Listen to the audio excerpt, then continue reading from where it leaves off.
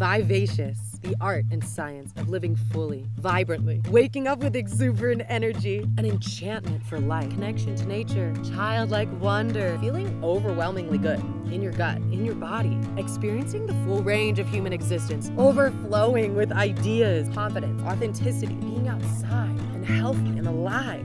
Not this numb, sick, synthetic modern status quo that has leached humanity of our vital wild life force. Tell me, are you just living or are you fully alive? Hello, my beautiful people, and welcome back to Vivacious, the podcast, the art and science of living fully with nature. I'm your host, Logan Haley, also known as Naturally Logan, here to get happier and healthier with you because what else is the point of existing on planet Earth in this human form? Okay, if you have lost your zest and your inspiration, or you're stuck in a rut, this is the episode for you about how to rekindle your zest for life. We all lose the zest sometimes, baby. Do not worry. It happens to me all the time. And over these years, I have created my own little formula, blend of science and art and exercises and mindset shifts to help me get back in that juicy flow and feel like myself again and feel like I can be creative and expressive and fun and fully experience the exuberance and magic of life that is always all around us.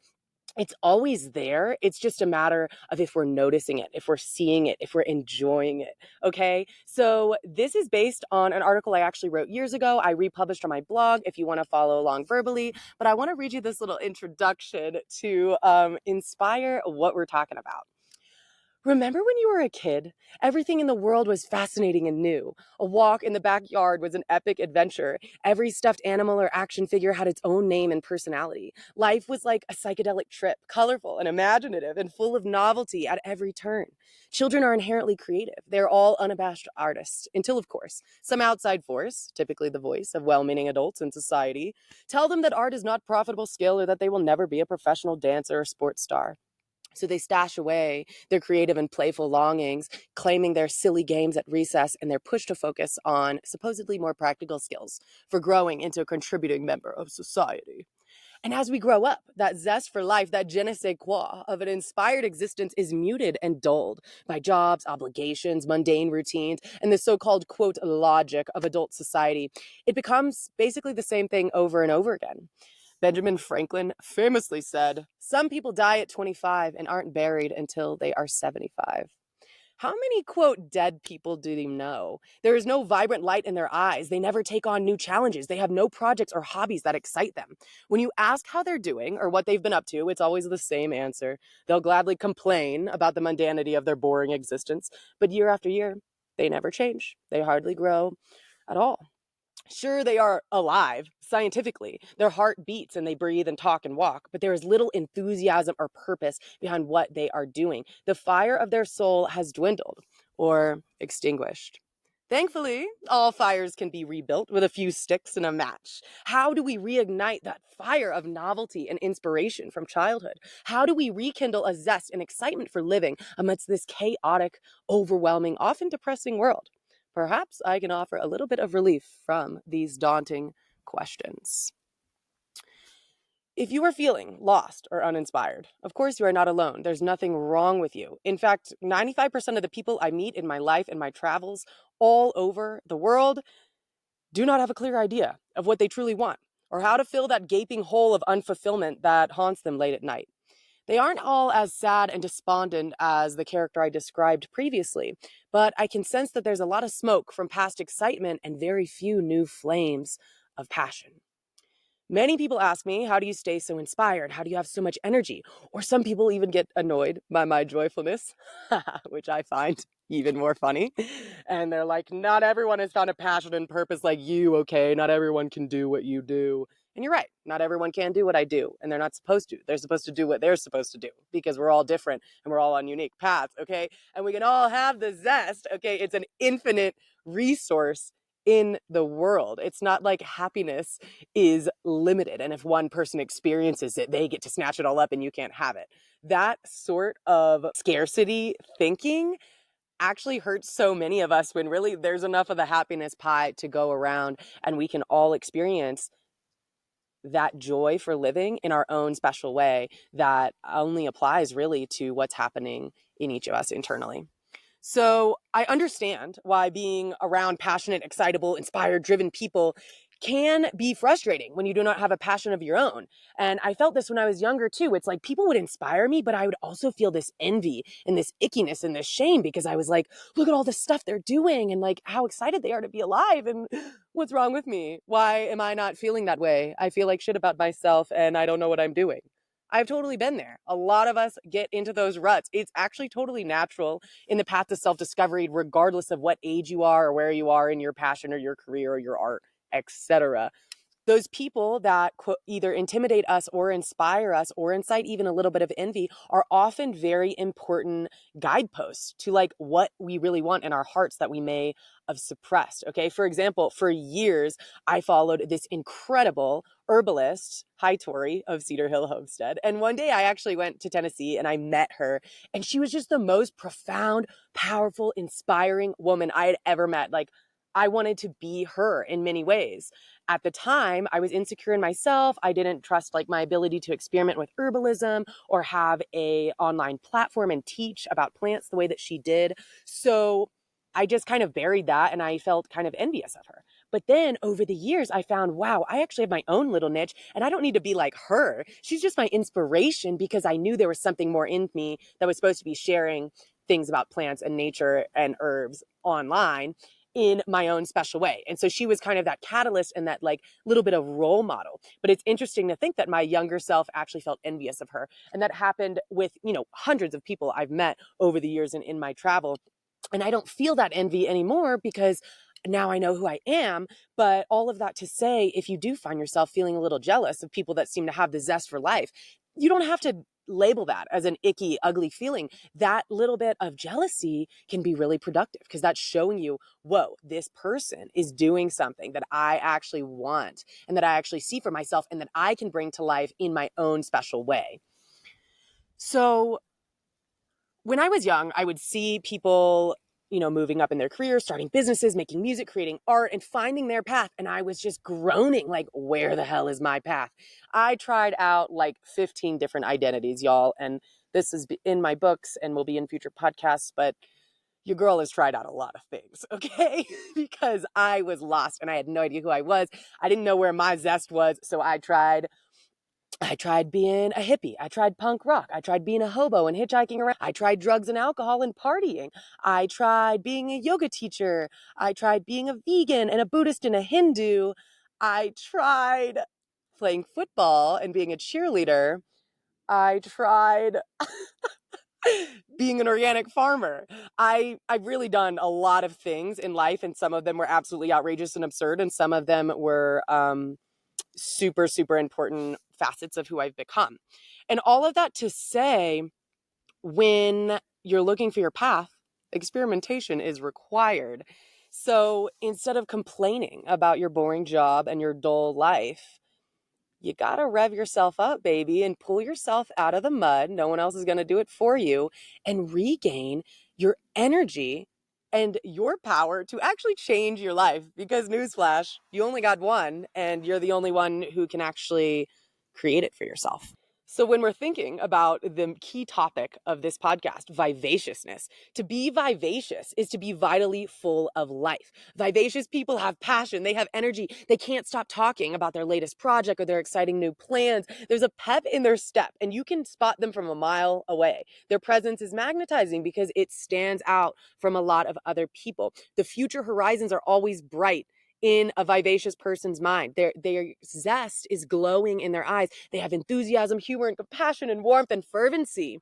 Regardless of their personality, even introverted people that have the zest for life, they still have this aura and essence to them that sometimes feel indescribable when you're experiencing it. But then when you leave, you're just like, whoa, I feel fuller after being with that person instead of feeling drained like you do around many people who are lacking the zest. And that's not to be mean or hateful in any way, because a lot of people are having really hard times. Trust me, I have known the darkness, and I have so many close friends who have gone through the worst shit you can imagine.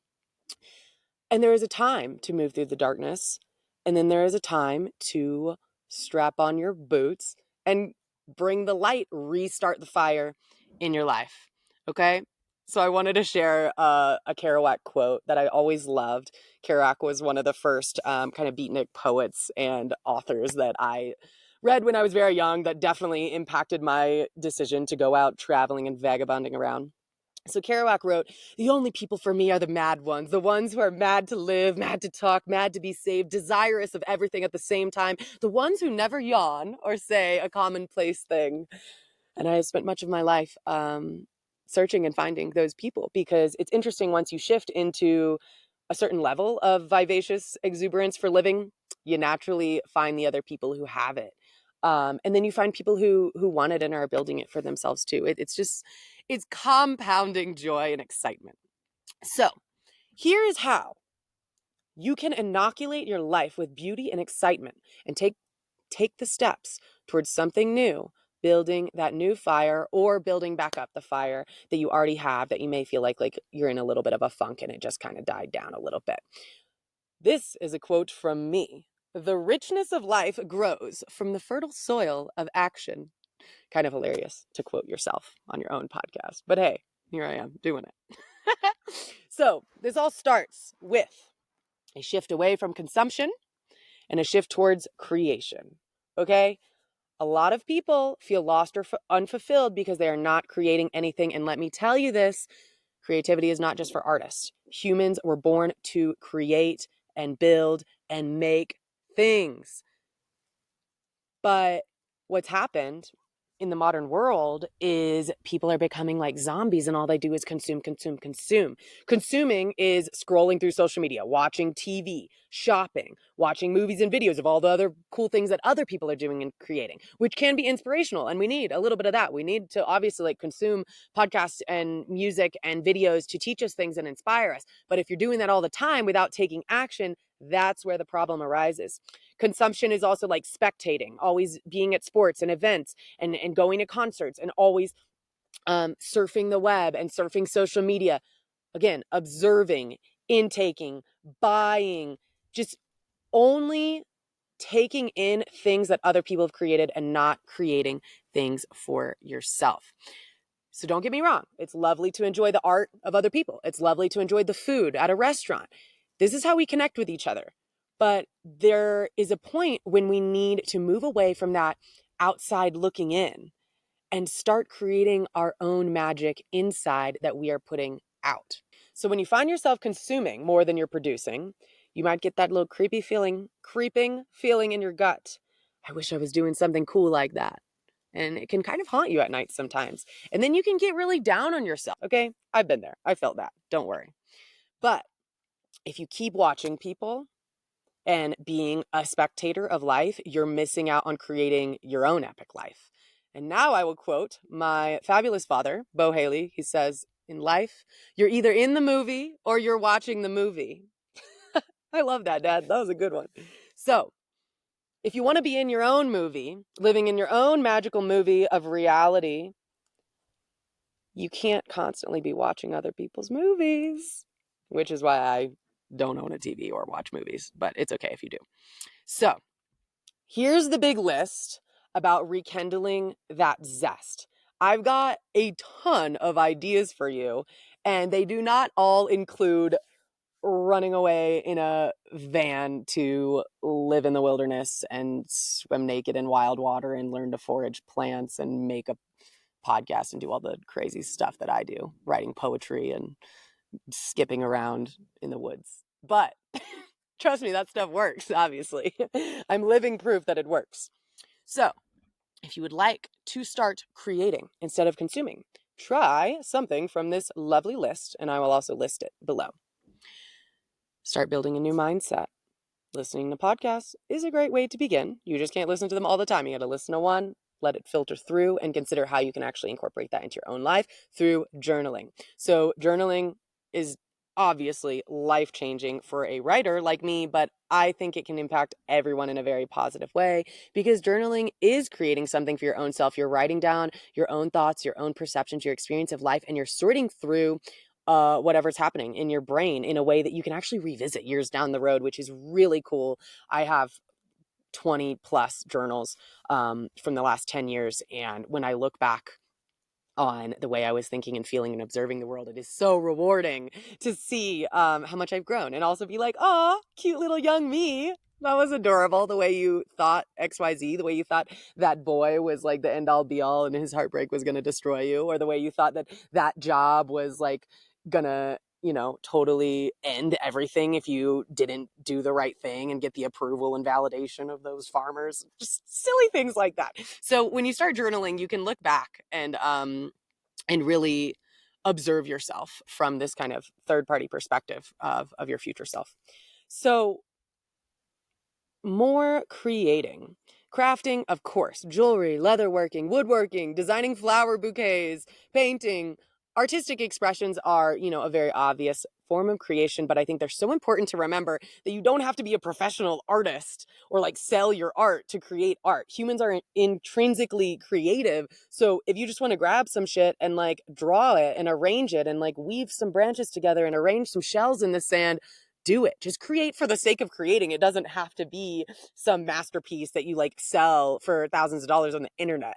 And I think that's a really unrealistic expectation. I think it's very strange that our society has made art as if it's only reserved for professional artists and professional musicians. If you want to dabble around on the guitar in the morning on your porch, like you don't need to be a professional anything. You could just create for the sake of doing it because it's fun and it brings joy to the human psyche to learn new skills and get better at them over time because that builds competence, which builds confidence, which makes you more zesty. Okay. So, of course, working on fitness is a great way of creating the body that you'd like. Instead of consuming junk food, you can create your own meals, learn to cook, and take up a fitness hobby: walking, running, hiking, weightlifting, my personal favorite, swimming, etc. Learning an instrument, growing a garden or farm. Highly recommend gardening, of course, whether you like houseplants or carnivorous plants or herbs or vegetables or perennials and fruits.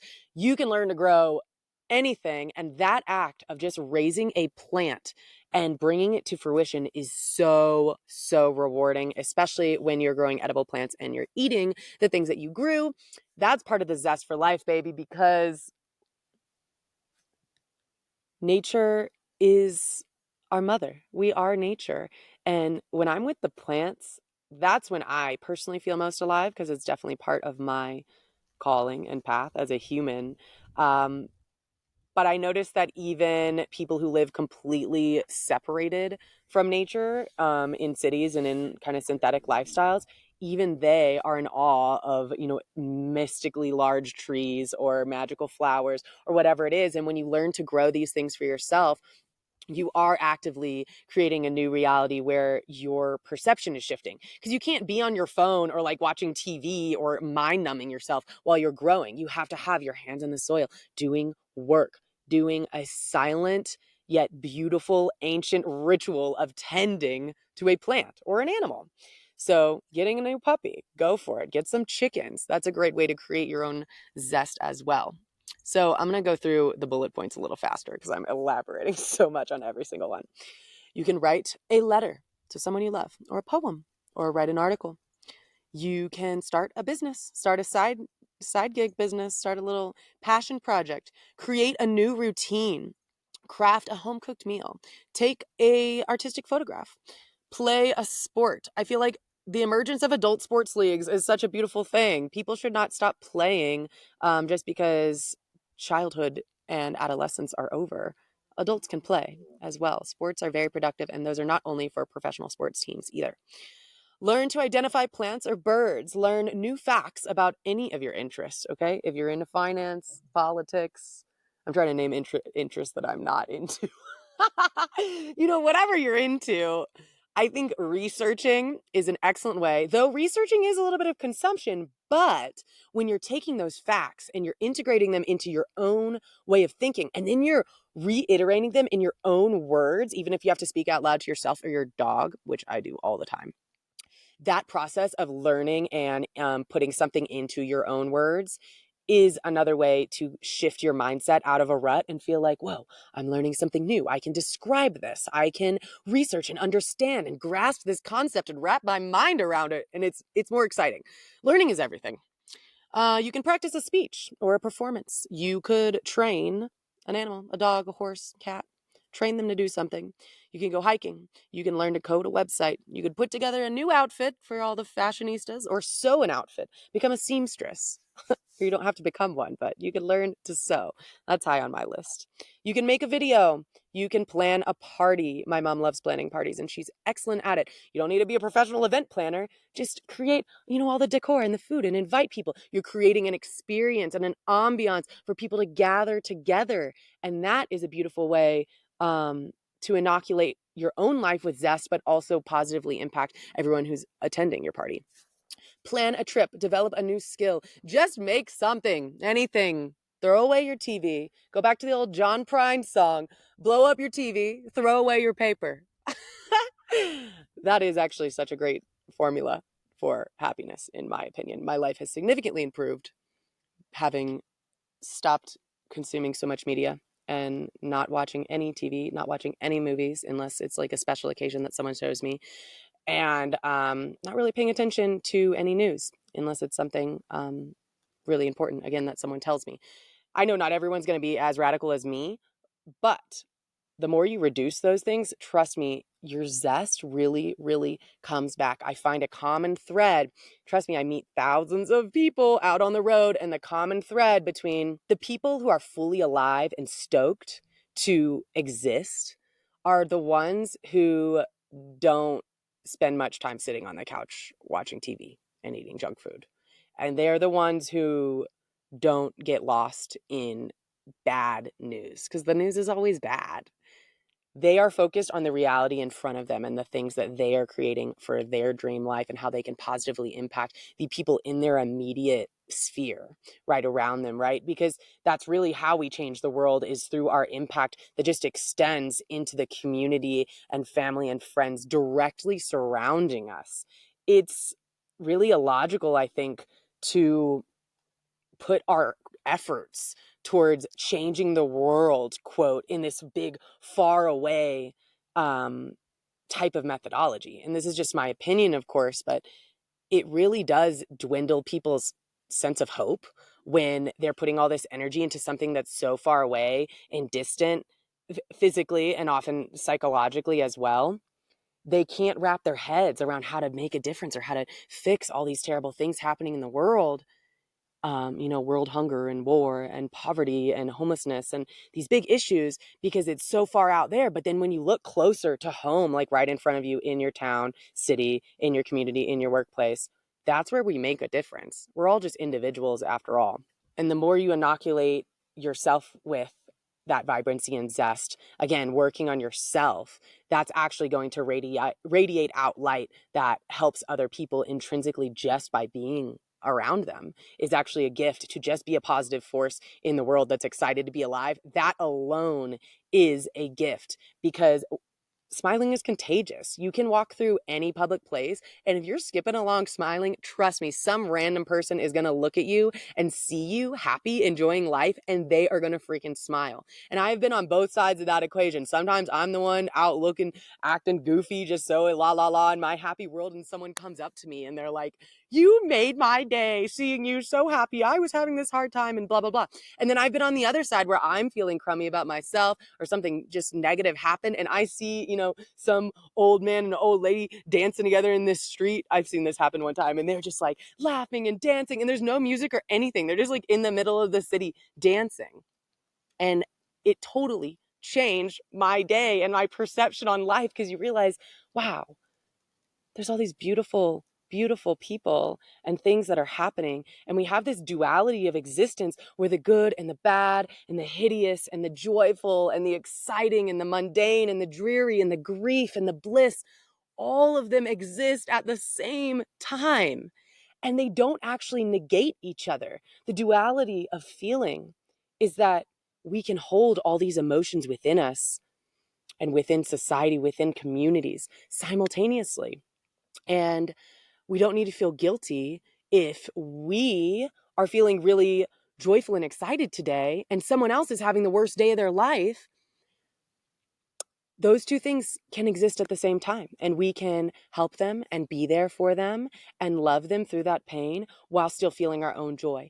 And the opposite is true. You could be having the worst day of your life, and you see someone else having the best day of your life, and instead of the best day of their life, and instead of letting that make you feel worse about yourself, you can think, you know what?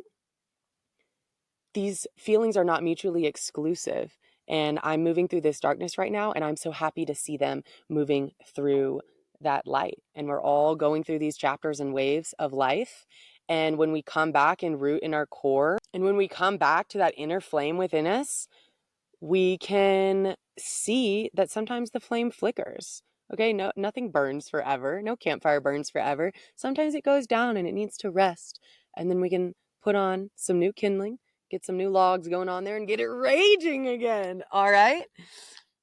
So, in summary of the last point, consumers let life just happen to them. Creators design life experiences and craft new things for themselves. So, if you want to have more zest in your life, start crafting your experiences. Don't just passively consume whatever the whims of fate are throwing at you. Sit down and think, how do I want to feel on a daily basis? What do I want to look like? What do I want to say? What do I want to think? What do I want to feel in my gut, in my heart, in my lungs, in my head? When we're really imagining that best version of ourselves, it becomes this sort of like alter ego in your mind. And instead of looking up to other people like celebrities or role models or people in your life, you start looking up to this higher version of yourself. And to me, that's the ultimate inspiration, using yourself as your boost. Of course, you get ideas from what other people are doing, but again, you don't want to copy anyone, and you really can't. The funny thing about imitation is people try it all the time and it never really works because it's inauthentic. And to get out of that state of imitation and consumption is to start visualizing who you want to be and what that really, really inspiring version of yourself is. And that becomes your role model. That becomes who you're looking up to and you're kind of like thinking about on a daily basis of like, okay, so what would the best-selling author Logan be doing today? She wouldn't be scrolling on Instagram. She would be working on her next book of poetry that she's about to release. Secrets. Okay. So it's in our blood, really, to build and create things, and not just to have the finished product, but to feel that we are in progress working towards a vision. I absolutely love this Earl Nightingale quote: "Success is the progressive realization of a worthy goal or ideal." So think about, once you reach a goal or an ideal, by that definition, technically you're no longer successful because you're not working towards anything. Of course, we want to celebrate when we reach goals, etc. But then we gotta create another goal. Again, this is kind of the human. It's a double-edged sword of being a human, right? Of experiencing the bliss of now, relishing in our accomplishments, being present and not thinking too far ahead, but also having a goal and a continuous ideal to pursue and give us that sense of fulfillment and satisfaction. So if success is the progressive realization of a worthy goal or ideal, then we definitely need to have goals to be working toward on a regular basis, on a daily basis, if we want to live vivacious, full lives. And often when I find myself in a rut, it's when I don't have any goals that I'm actively pursuing. I might have ideals in my head that are far off some days, but I'm not putting them into action. And I see this with so many people where they just get trapped in this cycle of dreaming and imagining and planning and planning and planning and planning and never doing it, never doing the thing. Guess what? That's exactly what I've done with this podcast. I've had this podcast idea for 5+ years, okay? It wasn't until I just sat down and did it that now I've got the fire going, and it's not going to go out because I'm stoked. I'm excited about the project. Okay, this happened to me when I was writing my poetry book. It's happened to me with another book I'm working on. This happened to me when building my van. I always wanted to build my own van. I had to get rid of my old bus and burn my whole old life to the ground. It's a very long story. I will surely tell eventually. And then I had the van and it was empty. And I would stare at it and I would stare at it. And I had the vision of what I wanted to build it as. I had the Pinterest board. I had the building inspiration and everything dream board printed out. And then I felt incapacitated and like a loser and like I was incapable of doing it. Actually, I felt, oh my gosh. I was thinking to myself in the very beginning, oh my gosh, what have I gotten myself into? I'm way over my head. I have no idea what I'm doing. What a fool I was to imagine that I could build my own house in a van. And then guess what? I just freaking started.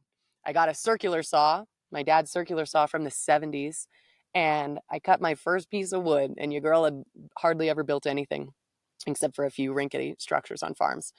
And I framed out the whole van and it sucked and I did a terrible job. And then I ripped it all off and I did it again. And then I got that fire. And the next thing you know, I was like putting down flooring and building the bed and building the shower, waterproofing the shower, putting in the ceiling and painting and all the things. I learned the skills as I went, and it all just happened just because of action, because I had the goal. And gosh, that was actually one of my favorite versions of myself when I was building the van, because I felt like I was rebuilding myself. I was at the one of the lowest points, probably the lowest point I've ever been at, where I just felt like a shell of a human. I was so depressed and so heartbroken and so lost and so full of self-hate. I wanted to like shrivel up and disappear, y'all. For real. I was not the Logan you are seeing today. And I would sob incessantly for weeks and weeks. Until I would just like shaking and almost throw up and so dehydrated that I couldn't move. Like I would actually cry that much because every part of my self-esteem and my life was crumbling and broken. And I lost so many people to all sorts of terrible scenarios. I'll go in at a different time. But the point of that is the project brought me out of the rut, the doing. If I didn't build that van, I don't know where I would be. That shit saved my life. If I didn't build the van, I would not be the woman that I am today. Hurling my broken soul into that project was the best thing I ever did, because it allowed me to just claw my way up from rock bottom. Nobody else could have done it for me. And if someone had just given me a van, that would have been terrible. It would have been the worst thing that ever happened, actually, because I would not be the woman I am today. So when you think about goals you might have and, wishing like, oh, maybe if I could only just win the lottery, or someone gives me land and gives me a big farm, or if someone gives me XYZ, guess what? That could actually be the worst thing that ever happened to you if you had something like that handed to you on a silver platter, because you would still be in the same rut. A lot of people think that getting money or job or relationship or whatever thing that they really want, they think just having that handed to them is going to solve all their problems. And guess what? It doesn't. It won't. Because the whole point is the progressive realization of the goal, the person you have to become in the process to achieve it. And then the process becomes the reward, and the final product is just icing on the cake. But you and the person you became while pursuing the goal, you're the cake, baby. You're the zest. You're the essence of all of it.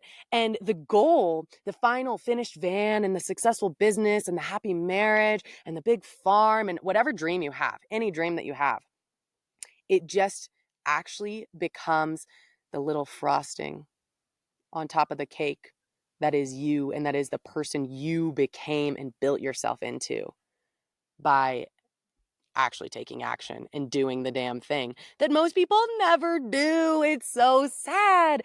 I meet people all the time in 20s, 30s, 40s, 50s, 60s, 70s, 80s, and they just felt incapacitated their whole life to do the thing they really wanted to do, and then they get old and then they never did it. I was at this hot spring in northern BC on my way down from Alaska. And oh my gosh, a lot of magical things happened at that hot spring. But one day in particular, I was just waiting in the pool and I heard this Canadian guy talking to all his friends. And he was like, all my friends that retire, they die within 5 to 10 years. and they never do the thing that they wanted to do. This is exactly what he said. And it's actually a sentiment I've heard from many people speaking about retirement and speaking about this societal ideal that you should give your whole life to your 9-to-5 salaried, comfortable corporation job. Nothing wrong with that. If you have that, good for you, but don't give your whole life to it and put aside all your passions and dreams that one day you're going to get to do in retirement. Because guess what? You might get to retirement and you might have worked your whole freaking life, and then you might die and never get to do the thing that you really wanted to do. Again, the zest happens now in the presence with action and courage. Courage to be a novice. Okay? This is a huge part of the vivacious mindset as well, is the courage to look silly and goofy.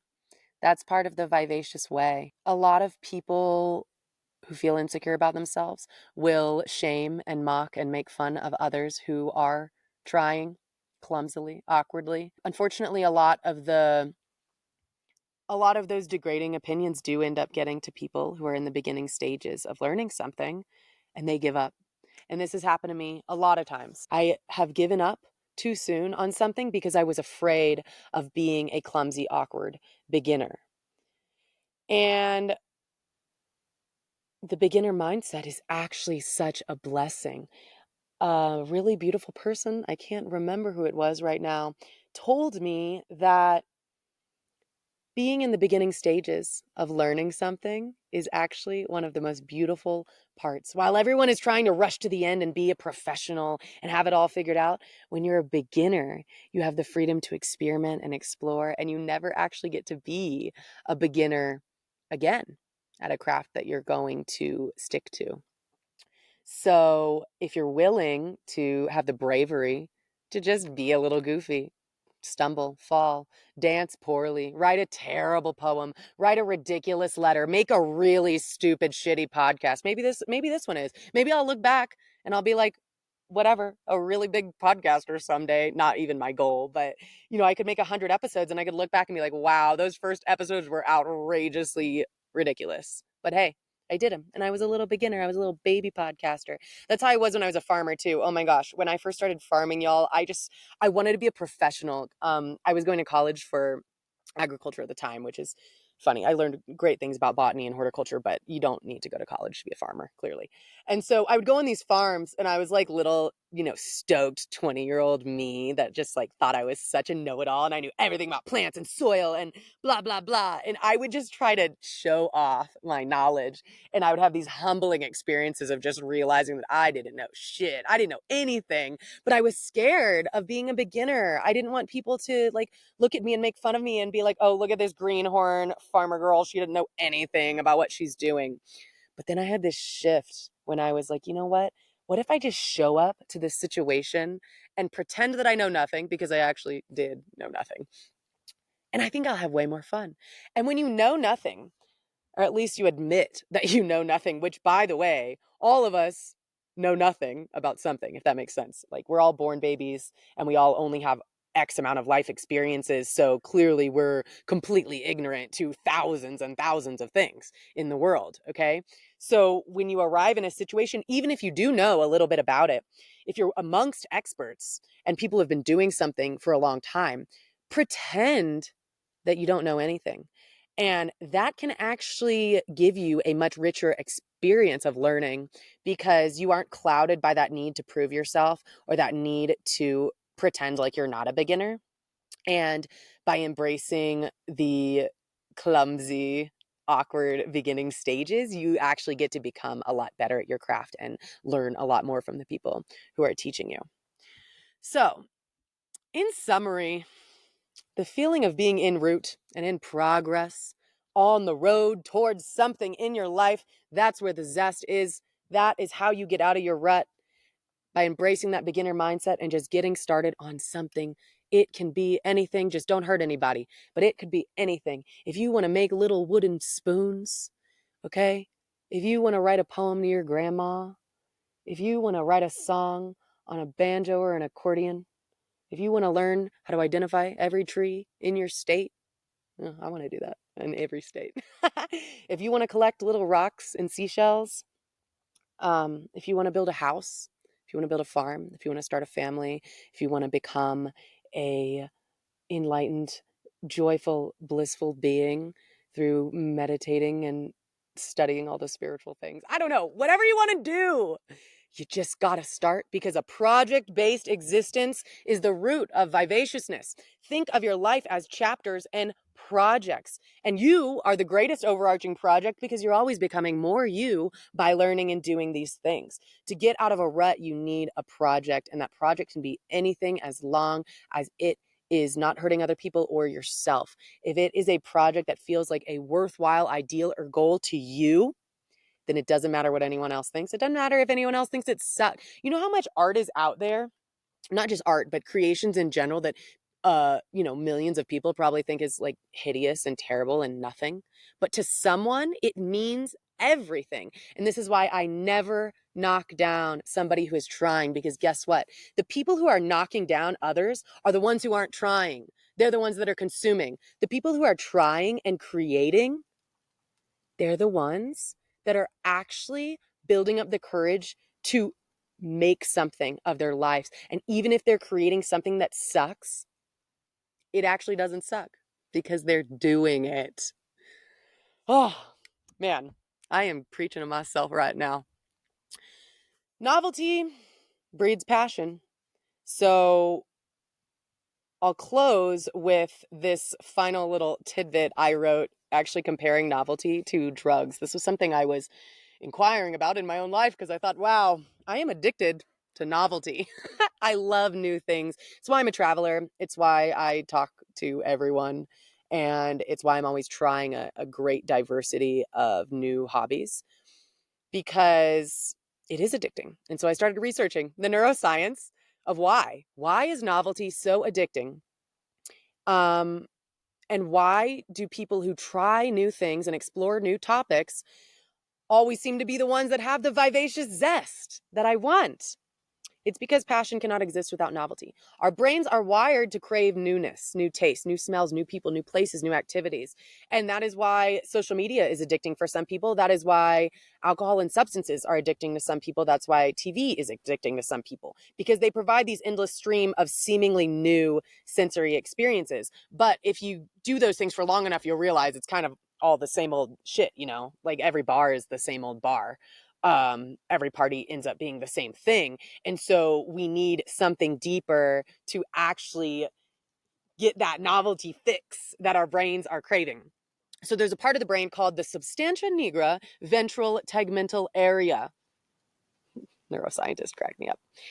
All the complicated science jargon aside, this is the novelty center of the brain that activates when you get an unexpected new stimulus. The new stimuli push our brains to want more new excitement. And so we're literally wired for that exploration and learning. Novelty also motivates us by releasing dopamine. Dopamine's the reward chemical of the brain, closely linked to happiness and satisfaction. So when we're trying new things, we're learning new information, we're meeting new people, we're getting dopamine, dopamine, dopamine. It's a reward and a rush that encourage us to keep seeking new rewards. This is why little Loganita is out here on the road continuously seeking new plants, new places, new people, new stories. It's exciting. It's dopamine. It is my drug, and it is the only drug I will ever do, because it's a productive drug. I think novelty is very, very good for us. New situations, new hobbies, new projects outside of your comfort zone are the essence of that zesty, zesty existence. All right, wrapping things up here. In summary, you don't find your passion, you create it. You need to consume less, create more. Start with creating even the smallest little meal, okay? It's a big shift to not just go eat food that someone else made for you. Projects add richness to your life because there's an end goal and a process. Create a project. If you're in a rut, you need a project, and it doesn't matter if the project means anything to anyone. The project doesn't have to be deemed, quote, productive or profitable. It just needs to mean something to you and feel worthwhile. Spend time around zesty people, and their excitement will rub off around you. If you are hanging out around people who are like, oh, life is so boring, and I blah, blah, blah, and I'm a victim of this, and I'm a victim of this, and life just sucks. Get away from them, okay? You got to pull yourself up. And if people are draining you down, I'm sorry, but you can't live a vivacious life around those people. You can go create your own zest though, and then try to come back and inspire them. But ultimately, we can never change anyone else. We can never get anyone else to pull themselves out of the rut. Only you, only each individual is responsible for strapping up their boots and clawing their way out of their hole. Just like when I was building the van, just like when I was rebuilding my confidence, just like when I was creating my blog and my books and my podcast. Nobody did it. Nobody was around me doing it or even motivating me to do it. You have to give yourself the motivation within. And I know it's hard when you're at a low moment, but trust me, the little things begin to build that competence and flex that confidence muscle. And that's how you get your excitement and your zest back. Remember, novelty is a brain drug. Try new things, lots of things. And you don't have to stick to those things, by the way. One time I tried pole dancing in Missoula, Montana. It was just one class. I'm never going to be a pole dancer. I'm probably never going to go to a pole dance class again. But hey, I tried it and it was fun. And it gave me a lot of respect for people who do that because my thighs were really sore. Okay. Same thing with playing any sport, taking any class. Just trying something weird that seems like out of your wheelhouse. And even if you never do it again, at least you showed up. Like I also took a salsa dancing class before and I still would like to learn salsa, but it's just not like my thing. It's not top of my list. I took a, what did I do? I took a gun class before. I took a Sanskrit class. Sanskrit's an ancient dead language. What are you going to do with it? I don't know. At the time, I liked learning. You're learning to learn. It doesn't matter what you're learning as long as, again, it's not harmful to other people. So when you're trying all these new things, you're engaging in these hobbies just for fun, just for the experience of doing something weird and new. That is how you get out of the rut and rekindle your zest. And even if it seems like unproductive, like you just learned a skill that you're never going to use, it's okay because you activated the dopamine in your brain and you rekindled a little bit of kindling on that little fire within you. And to get that fire raging again, you're going to keep trying, experimenting. And eventually you find your little passion, you find your little calling, you find your little community, and boom, that fire is raging and you are off your ass and you're taking action and you're pursuing that dream version of yourself. So with that, have a beautiful, beautiful day. I hope this was inspiring. Please leave your comments and questions below. Message me at naturallylogan on Instagram or email me at loganhaley@icloud.com. I'd love to talk to you. I'd love to see you. Love to meet you. Stay vivacious, my friends.